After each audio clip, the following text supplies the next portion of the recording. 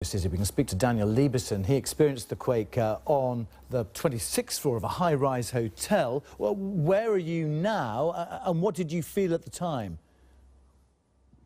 Thank you. I was on the 26th floor, as you said, and it moved a lot. It was rather impressive. Many earthquakes in Africa and in Chile, but the movement was everything came down: tables, chairs, machines, glass everywhere. A lot of screaming, people trying to get down. We finally went down a stairwell, but the pipes were broken. There was water coming down the stairwell. It was pretty chaotic. And I think you were in a meeting then. I mean, are you still in the same hotel, which I think was recently built, so presumably has the latest technology to deal with earthquakes? Is that one of the reasons why you stayed there? That's why I choose the hotel. It has a special hydraulic system, and it's gone through several earthquakes, but it is relatively new. You're absolutely right. There's a couple buildings here which have collapsed. I'm near the center, near the old district, and some of these buildings have gone through so many earthquakes, it's accumulated, no matter how good the technology is. I mean, it's the middle of the night now. I don't know how much sleep you've got. Have you been out to see what it's like in the rest of the city? Because in that report we've just had now, a lot of the areas are just completely flattened and devastated. It's absolutely horrible. There's gas leaks. There's been explosions. Right now, there's a curfew that seems to be in effect. The police stopped us and sent us back to the hotel.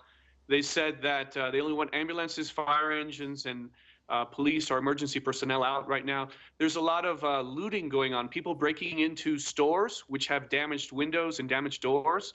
People stealing things from stores. So it's been very chaotic. I think we're watching pictures that I think you might have filmed on your phone from your hotel room. Are there enough emergency services on the ground? Because 200 dead, a lot more missing as well. They're going to need a big relief operation, aren't they? Yes, absolutely. And I think they're lacking, considering, how big this disaster is. The ironic thing, you mentioned it, is we had a drill about 2 hours before. So there were a lot of personnel that were, by chance, in the right position. They hadn't moved away yet.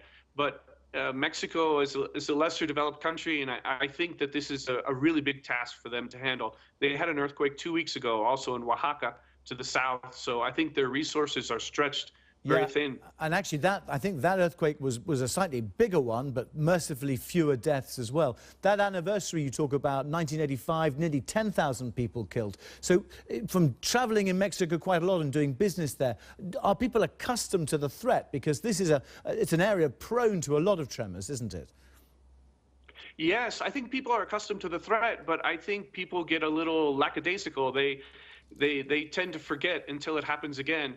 Also, it seems to me, as I said, a lot of buildings accumulate a great deal of stress, but I also wonder if a lot of these buildings are truly authorized for, earthquakes. It makes you wonder.